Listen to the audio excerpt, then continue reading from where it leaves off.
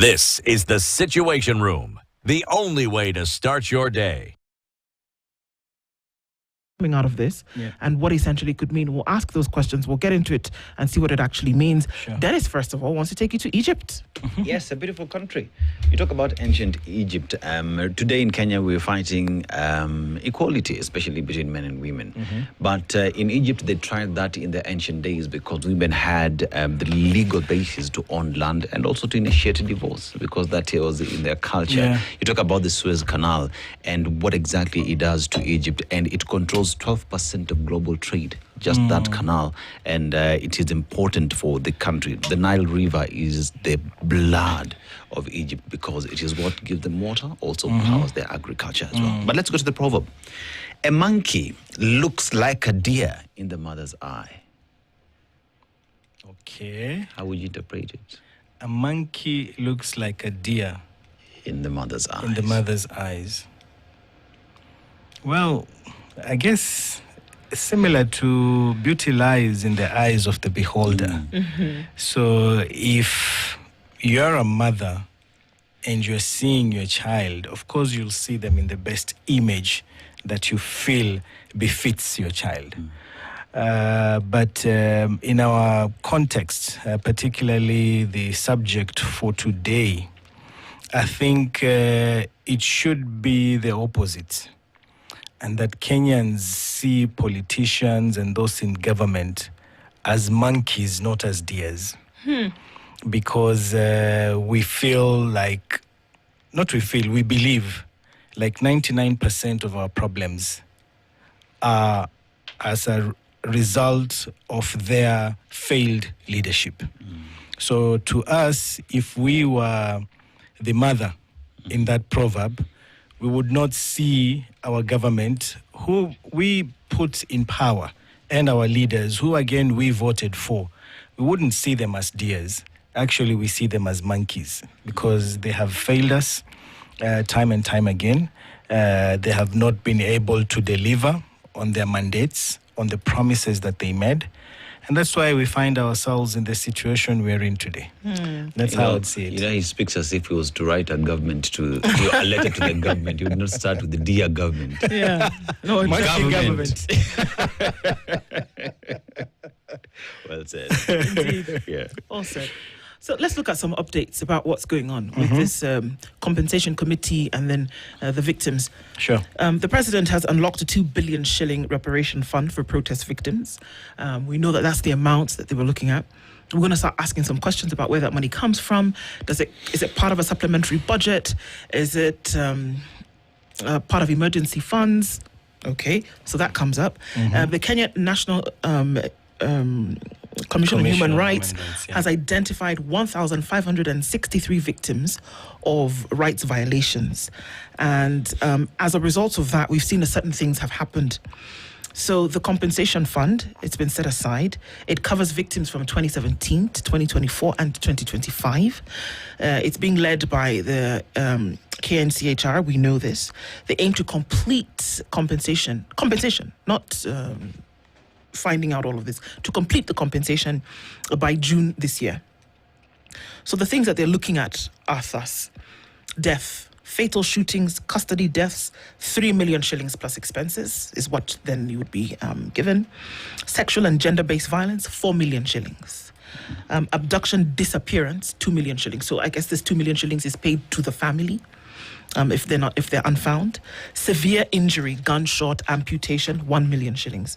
Moderate injury, 500,000 shillings. Minor injuries, 100,000 shillings. Psychological trauma, maybe they're giving this to everybody, I don't know. 250,000 shillings. Unlawful arrest, which then I guess this has to be proved by the courts. Unlawful arrest and or detention, 200,000 shillings, and then property damage, 100,000 shillings. These are the proposals and the framework guidelines. They're not fully paid out yet, of course, because we've just started to see these numbers as of yesterday in terms of what they're going to take control. But people have been saying, until when? But see, now we have some dates now. 2017, 2024, 2025. These are the years that they're going to be compensating people for. Seems like now that there's kind of like a plan. I'm around this thing. Are you satisfied? You're looking like, okay, for somebody who was on the front lines, you saw the people injured. you carried dead bodies, Hussein. You listened to cries. You went far and wide to see what exactly was happening. Does this kind of look like finally getting somewhere? I would say definitely not. Okay. Because compensation was never our first priority. Compensation is something that has been dangled presently to make the public, to make victims, to make families and civil society forget the main agenda. And the main agenda remains justice for the victims and their families. And up to this point in time, we have done almost zero work when it comes to ensuring justice is done. And what is justice? One, for us, justice very clearly is investigations, arrest, and charging of the perpetrators. Number one, and first and foremost, that is something that, is non-negotiable. Investigate, arrest, and charge those individuals. That we have seen nothing. We can make reference to the Rex Masai inquiry. Yeah. We have the Evans Kiratu inquiry. Of course, we have Boniface Mwangi Kariuki's case. Yes. The officer was arrested, is in court.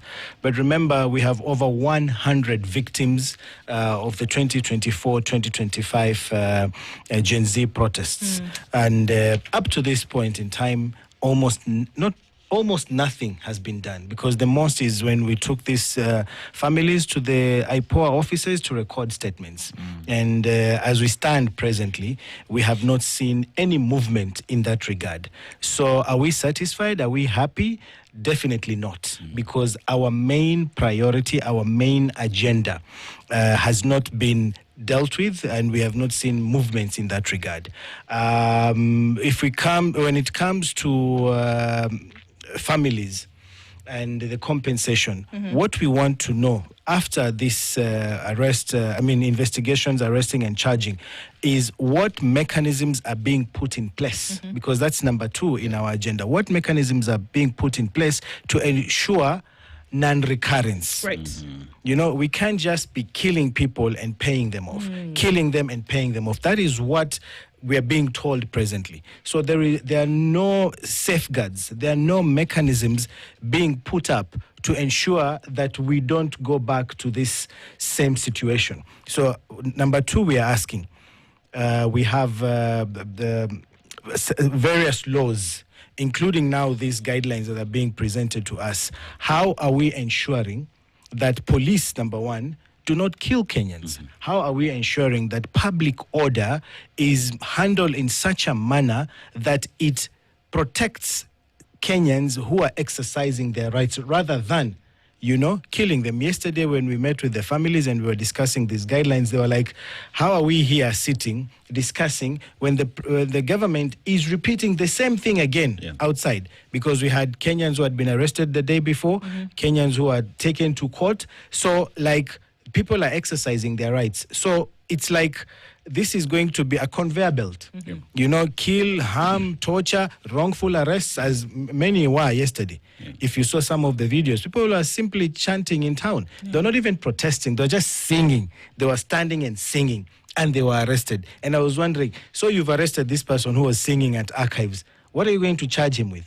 Singing in public? That's not a crime. Singing without permission. Singing without permission. That's why they took them to a city court, because they know they're just violating their rights. So the second bit, is what safeguards, what laws are we putting in place? What mechanisms are being set up to ensure non-recurrence? Would that trump compensation? Would you then be able to say that with the proper safeguards, with the proper implementation metrics of ensuring that this doesn't happen again, you then might not even need, and I know it sounds callous, but you may not need compensation. Exactly. Because you're saying then to people, you know what? We know that this happened to you, and maybe even an apology. We know that this happened to you. It shouldn't have. But this is what we have done to ensure that it never happens again. You wouldn't need to you could take 2 billion shillings and put it into schools, for example. Because 5 million shillings, I don't care if it's 100 million, it is not going to bring back alive. Very true. And in the 4 steps that we are very clear on for compensation to happen and all that, the 3rd step now is the apology. Apology and acknowledgement. So we're saying, first of all, investigate, arrest and charge. Number 2, we're very clear, non-recurrence. Make sure there are laws, there are mechanisms in place to avoid these kinds of incidences happening again. The 3rd one, apology and acknowledgement. Like, we still have statements like these guys were treasonous, criminals, terrorists, and all that. So we have to acknowledge that these were Kenyans who are merely exercising their rights in defending their country from corruption, from all sorts of, bad elements in government. So we need an acknowledgement. And yesterday we defined what acknowledgement is. A public apology through the president. The state must do that. An acknowledgement that, these guys were heroes and were fighting for their country, whether it's state commendation or whatever it is, a monument with their names. We have various monuments, Moi with his rungu and all that. We need a monument that people will remember these young Kenyans for.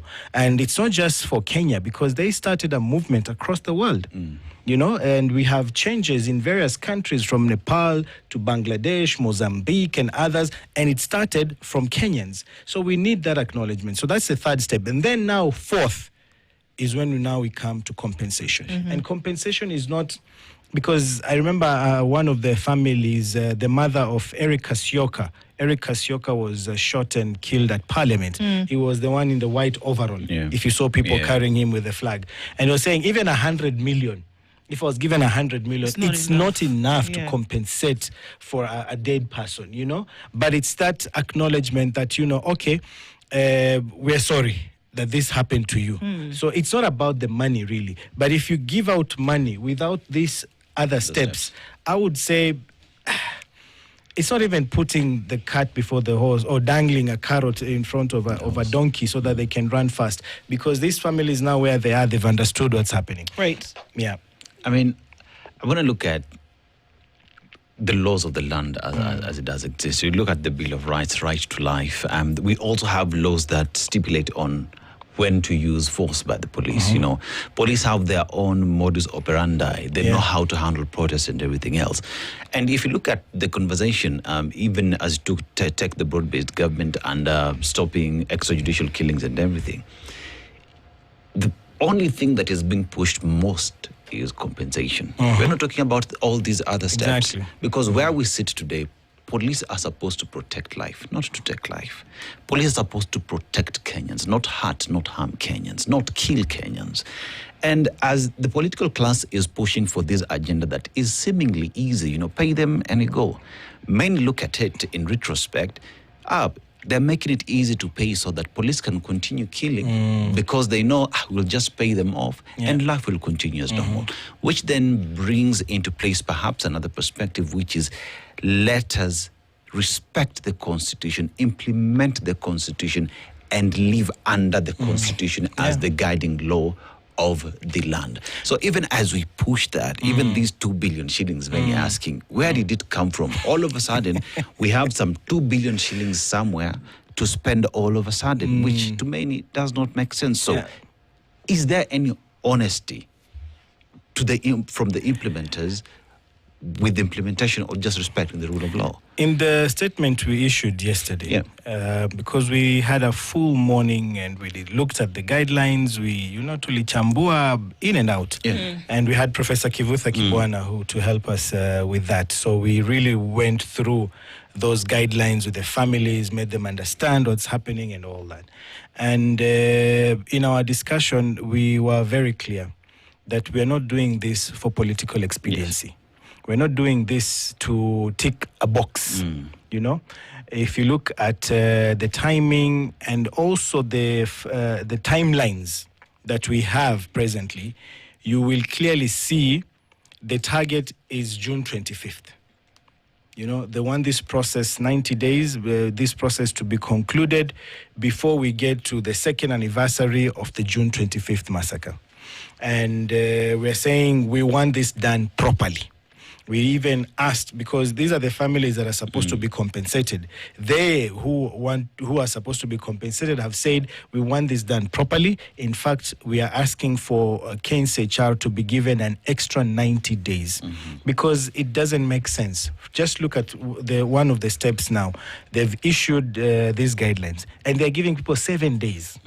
7 days to comment and all. 7 days is not enough.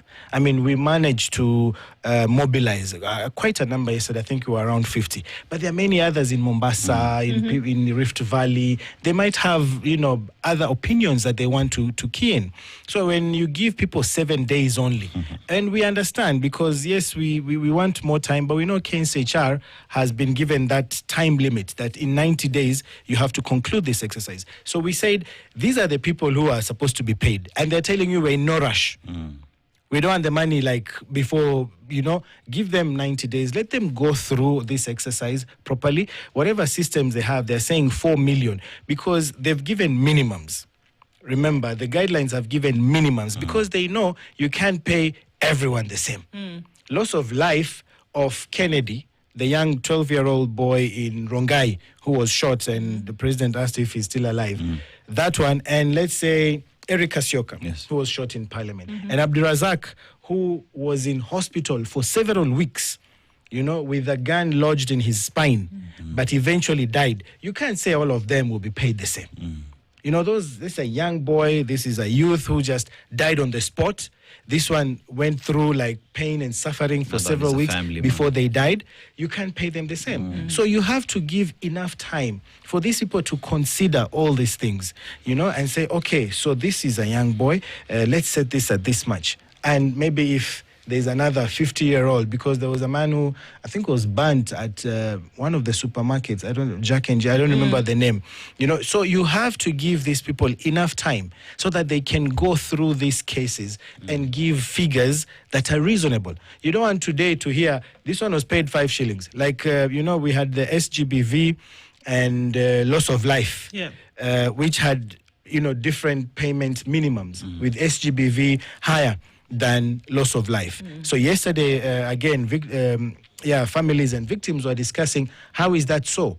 What's the logic behind that? So people need to discuss these things in details, give people time. But when you're working, in a rushed system, because you want to beat June 25th, and you're already seeing politicians now saying they also want to use June 25th, for their mandamanos and all that, then, it clearly sends a message that this is not about the families. It's not about victims. It's for political expediency, making sure, when it gets to June 25th, we are okay. Those families have some money in their pockets and, there'll be no people in the streets, which doesn't make sense because that's not the purpose of doing this exercise.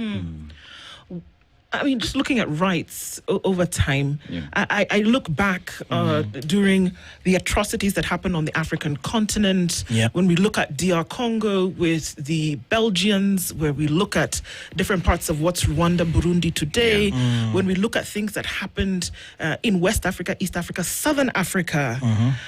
And it seems like one of the most difficult things for governments is to just say, we are sorry, and we take responsibility for this thing that has happened. But beyond that, we will take the responsibility to ensure that it doesn't occur again. In the right space, why is it so difficult? Because entire conventions, people went to Geneva and they sat down and they said, whether it is internal conflict or external conflict, these are the rules that we will operate by. These protests fall under those protocols because they're for internal and external conflict. Kenya is a signatory and has ratified those protocols and treaties. Why is it so hard? Because we seem to throw money at a problem and imagine that it would go away, but it doesn't help in the running of a state. Because the very thing that you said, people are saying, okay, they want to pay us, that's great, but there are people who have disappeared yesterday. So why is it so difficult for those mechanisms then to engage on them? The answer is politics, Ndu. The problem is that politicians that we have today are that politicians. They are not leaders. We have people in office who only think of their political survival. They don't think of the masses out there and what they're going through. So you have a politician who feels that if he stands up and apologizes to the people, then he will lose votes. Then he will appear as a tyrant, that he's responsible for what has happened, that he didn't do enough to save lives and to ensure there is peace. That is the crux of the matter.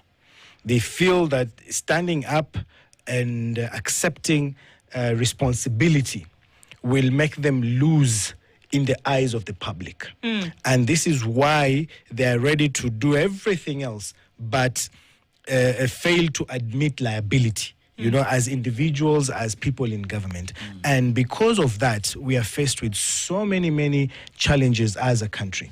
Because when you don't acknowledge that this was wrong, that what we witnessed was a mistake, it actually means that those under you will continue doing what they're doing because they know this is the man that we need to please, or this is the man we are reporting to. And he's here standing firm. I think yesterday we saw, is it the Coast Regional Commander again issuing shoot-to-kill orders in Lamu? Yes, we have a problem with our youth. We know that. And we need to address the violence amongst the youth and the panga boys and all that. But the solution can never be to kill. Killing will never be a solution. Or to any problem that we have on any degree. We can't have that solution telling police, go and shoot and kill. So these are problems we are seeing every other day. And if the president, the person who's at the helm of the government, does not acknowledge, does not appreciate that we need to accept where we go wrong, then we'll have a problem. I mean, these things, it will just be a vicious cycle that we'll be going through over and over and over again. Where there is no acknowledgement from the government, one is asking the question then, how genuine or is there honesty when it comes to everything that has been proposed, where the government is unwilling to come and say, we are sorry, we take responsibility, we commit to stop this. If that does not come out, then is there any honesty when it comes to implementing or ratifying all these recommendations that are on the table? Because many families just want the apology, not even the money, to acknowledge that a wrong was done against them. I've sat with these families, and I'll tell you, as you've said, very clearly, 100%, it's not about the money. But you see, it's like in elections, you go for campaigns and all that, someone is coming, is giving out money, and the situation Kenyans are in, so you can't tell them, don't take the money. Because, for example, Eric Kasioka was the breadwinner in his family. He had a mother, the sister was in the Gulf. When he died, the sister had to come back. The sister now has no way of survival. If you look at Mama Kennedy of Rongai, she had 3 children, including Kennedy. And Kennedy was the only fit one. The others have sickle cell anemia.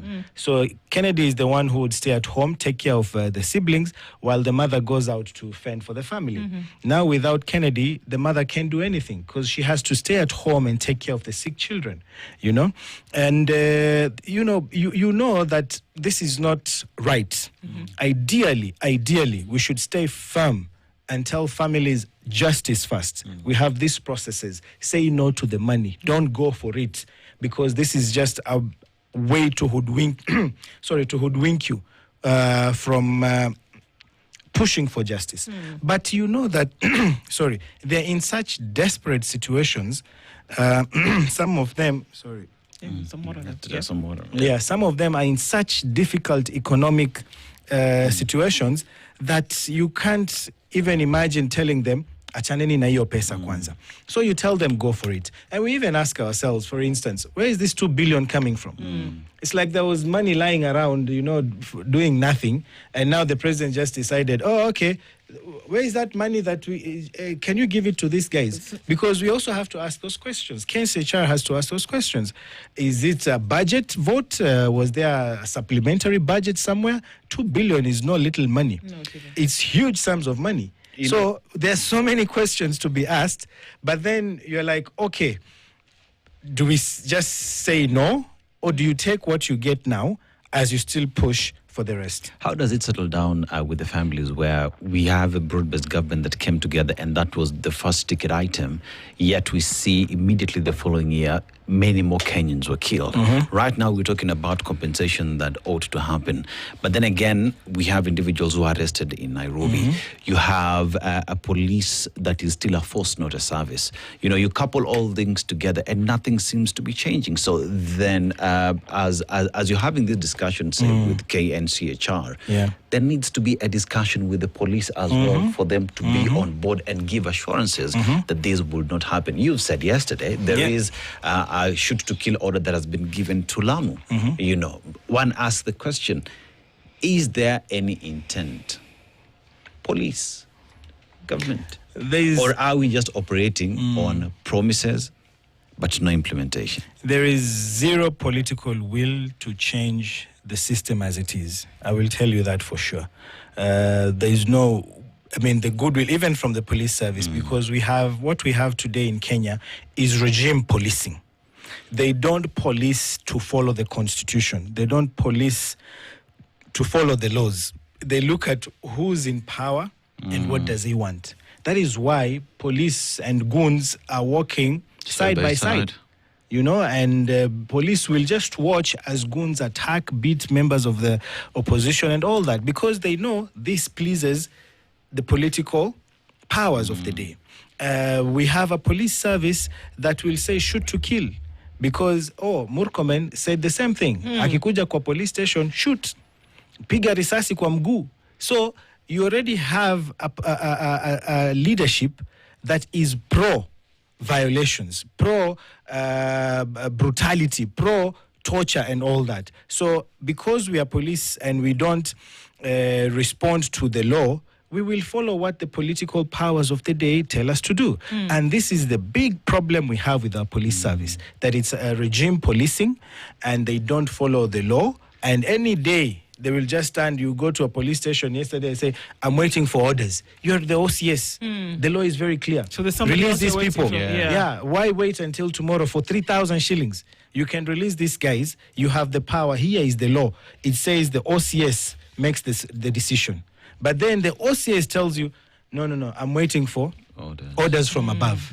You know, I have not received orders. Clearly, they don't follow the law. They don't follow the law. And so there are others within these ecosystem who also don't follow the law. And that, unfortunately, with protests, there are people, whether they infiltrate or whether they're part of the thing anyway, who are also causing some kind of mayhem. Where then do we hold them responsible? We'll continue with this conversation. Hussein Khalid is here with us. It is 24 minutes to 9 o'clock. We'll continue and get more as we come back. Don't go away. This is the Situation Room. The only way. They are. And they are involved, and like you say, sometimes escorted by police. Somebody knows who they are. Currently, the CS for Internal Security is on a manhunt for some of them who we are told are outside the country. I could have words about that, but let's keep, So how those who infiltrate protests or those who destroy property, those who enter into a protest for, just pure evil means and not to protest against a certain thing. How does this deal with them? I mean, I know that the numbers that we are seeing, there's compensation of I think 100,000 shillings for the destruction of property, but that doesn't deal with the issue. It takes care of, maybe there's a loss here and there, but like even with the supposed protests that we're going to see on Tuesday, a lot of businesses did not open because they were afraid that their property would be destroyed. Yes. Who plays here? Maybe I begin with the first part of your statement that by June will be done and dusted. So what is very clear to us, and I believe also to KNCHR, is that this is not a one-off thing. KNCHR has a legal mandate to oversee reparations. for all ages. It's not a mandate that you do in a given period of time.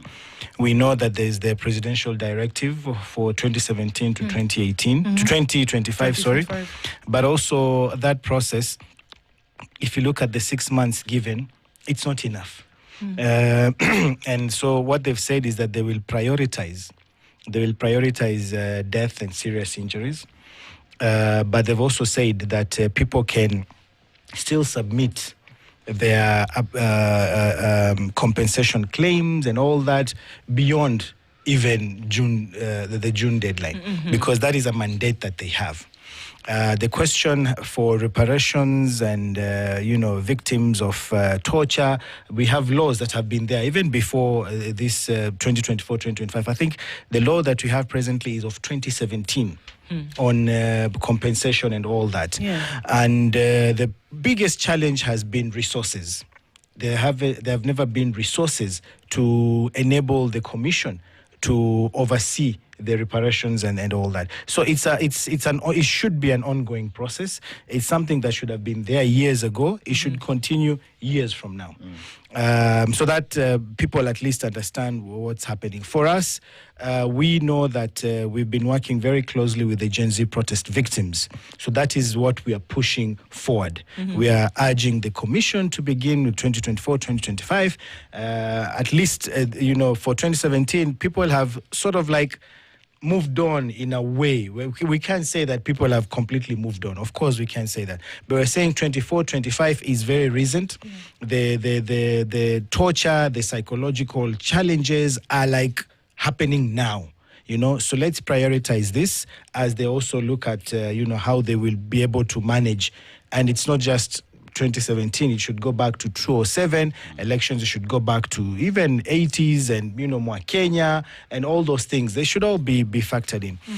When it comes to the issue of goons and Murkomen, Sijua Metoroka, I mean, we don't buy that. As human rights defenders, it's the same game, political games that are being played. They don't want to arrest these people. They know that they have to protect them. So how do you do that before Parliament? How do you do that? You can't tell them, we know where they are, but we've just not arrested. So the simplest, the easiest way is Wametoroka. They're out of our jurisdiction, because then what do you do? You can't do anything. So we feel it's part of the political machinations to defend those that are, the goons that are appearing to be siding with the state. The Osotsi guys, unaambiwa sijui, is it 10 who, 12 or something? I don't know, they've arrested 14 who have run away. Yeah, 14 are outside the country. Outside the country, and we said, this is unacceptable. If they're outside the country, that means you have the records. You know where they are. You know where they are. And it's not even that difficult. They've gone to Tanzania. You demand that Tanzania brings them back. It's not something that you're supposed to just now sit back and say, oh, they left the country. It can't be that easy for people to just get away. So the government knows what they're doing. We believe Murkomen understands what is happening. And we as human rights defenders believe they're shielding these goons who are responsible for what we are seeing, the mayhem we're seeing in the country. And let's call a spade a spade. Government, it has every power to rein in on these goons, but they're not doing that. Can we divorce presence of goons in the country from the police and the political class? Why do I say that? Because during the protest, we saw individuals with batons being escorted by police on police vehicles. We had individuals in the CBD saying that they were protecting their businesses with batons. Yet we had protesters who only had flags and water who were being beaten up by the police. I mean, there's a time when I was at a rally where the president was along Mombasa Road, and immediately, like 200 meters from where the president was, there were goons who were stealing from the people. So even as we talk about goons, can we divorce them from the political class? Because remember, even those who are speaking today, victims of the same, are saying all these goons are linked to political class. So do we then expect that the very same political class who sit in parliament would pass anything that would take away from them the people who push them. And it all boils down to Kenyans. Yeah. And we have elections coming up. And we know the people who are, the goons we saw in Kikuyu. We know who is behind those goons. And everywhere you go, there's always a politician behind it. I'll be honest with you. During the Gen Z protests, as we were coming to the end, that's when they introduced the goons. And we saw people being attacked. I think you remember Hanifa was attacked, and we were coming for... And we sat down and we said, okay, there's a protest. I think it was 99. I'm not sure which one it was. And now these guys have introduced goons. And there were suggestions that we also now, when we're going to the protest, we arm ourselves. Let's make sure we also have our own batons. Let's make sure that when they come, we need to be firm and defend ourselves. And we sat there and we said, we can't be like these guys. That would not be right. And the law is very clear. Article 37, every Kenyan has a right to peaceably and unarmed. So if we were to go out there with rungus and we're saying these rungus are for self-defense, when these goons come to attack us, it would beat the purpose. And they would use that now against us. So when we were planning, we said, no, we can't do that. We're still going out there and we will demand protection from the police because that is what the law provides. So when the police fail to do their work, when you are seeing goons even in religious institutions, imagine, places of worship, and police just watch by. They even come in and make the situation worse by tear gassing the congregation. It speaks volumes. So I would say that politicians who cannot be divorced from the goons we are seeing today are supported by politicians. Some of them are even getting appointments, to public positions. And politicians are the ones behind this. So if we want to have a country that is devoid of goons, of violence and all that, chukua kadi. And make sure we vote out these leaders who are supporting, who are financing the goons who are causing mayhem in our streets. Okay. Is there an off-putting nature of going into a protest and seeing police in the street whereby the first stance is not to protect the people, but, and like we see, arrests happening? Can the police safely assume that a protest will be peaceful? I'm playing devil's advocate here. But the nature of the police or any security agency is to be on the defense first.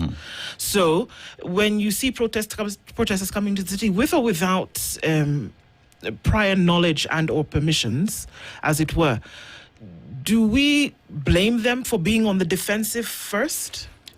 I would say look at practice, look at recent history, look at protests in Kenya. They are usually like 99% peaceful before police come in.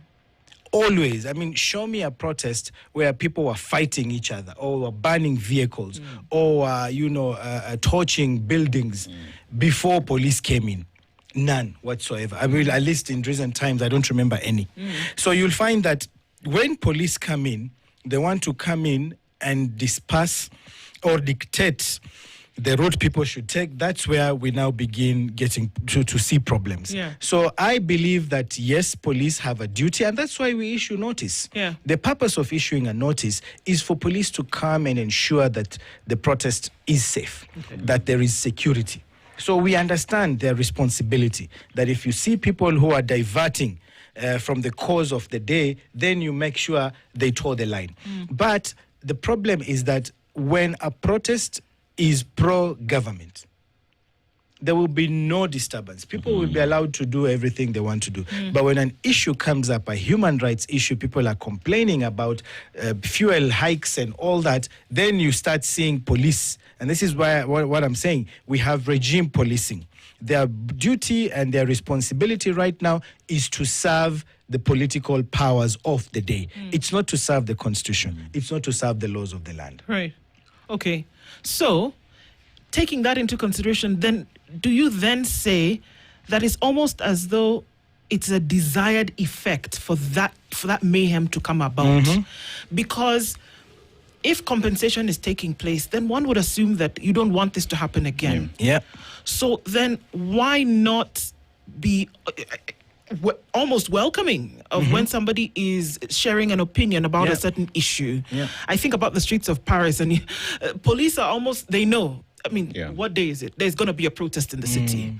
Washington, people are picketing outside the White House. In fact, there is a designated area for picketing outside the White House. They know they're going to come. The issues have to be heard. They let them do their business. They are registered, having made complaints about a certain issue. Those things are then now discussed, when they go into the House of Reps or whatever it is that they do. So it's been registered. Are we far removed from a reality whereby it's possible for that to take place, whereby it doesn't have to be political, but that it will be read as constitutional? I mean, that's the message, and we hope the police are listening, that they have to be guided by the constitution and the laws of the land. Unfortunately, at this point where we are at, that's not the case. You issue notice, you do everything that is required, but if the message is anti-government, there's no way police will tell you go ahead, unless you are doing something medical or education or something like that. But if it's about civil and political rights, the police will most certainly, block you from delivering your message. And this has to be made very clear that, and that's why, for instance, we said last week that whenever we will see goons and the police fail to take action, we will sue the police, because the time has come for us now. If we say we are waiting for the politicians or the government to ensure police deliver as required by law, that will never happen. Because for them as politicians, as government, it works for them to have police who listen to them, instead of following the law. So what we are saying is, from now on, any police officer, any police commander who fails to do their job, we hold them personally liable, because you are in that office and you are the one not delivering. You can't come back and tell us, I'm waiting for orders. What orders? The law is very clear. So we have communicated this very clearly. And we told them at any point in time there will be goons. Because you've showed us in Kitale, where there were goons who attacked the Nikokadi, you went out and arrested over 100 people. That same weekend, we had chaos in Kikuyu, and there were no arrests. There were absolutely no arrests. They went and arrested people, I don't know who had issues with the land in the area, and then they said, we've arrested the goons. So where were they charged? Where were they charged? The Nairobi goons, where were they? Did you hear anywhere goons were charged in a Nairobi court? None. No. But Kitale, we saw that. So the police have the powers, and we're saying any time we will see goons operating and police don't take action, we will go for those police officers. Charge them, sue them, make sure they respond to their failure in ensuring that those goons are arrested. Khalid, I want to look at this now that we're in this political space. 2027 is around the corner. And one would ask the question then, as we get into all this, we will definitely almost confirm that we will see more goons. Oh, yeah. But from the side of Wananchi who want to see change, then perhaps respect of the constitution and full implementation of the same has to be an agenda in this election, because we don't want to get to a point where then we want to get out there and express ourselves as per the constitution, which is our right. At that point, we are implementing the constitution that has given us the rights to do so. But we have goons, we have police who do not respect the law. How important then should this be an agenda getting into the election? Definitely, and that's why I said earlier, it still goes back to Kenyans in deciding whom you want as your leader. These leaders who are in office presently, and across board, we're not saying just one political side. Across board, they've shown that, they have no intention of abiding by the laws, of respecting the constitution, of ensuring Kenya lives by constitutionalism. So we have the power with us. And we have to make sure that Kenyans go out there, get their cards, and vote the right people. And it's an extremely important agenda that you've raised.